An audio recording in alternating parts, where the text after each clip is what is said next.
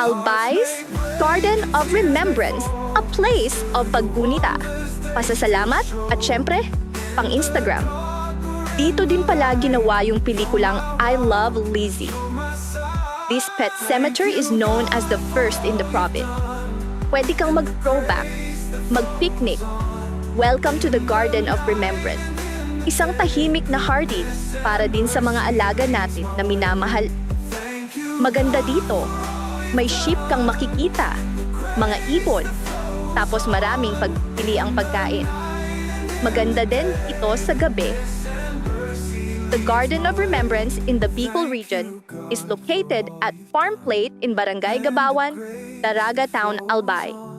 Specifically, it's situated behind the country's smallest chapel within the ecotourism destination, Farm Plate.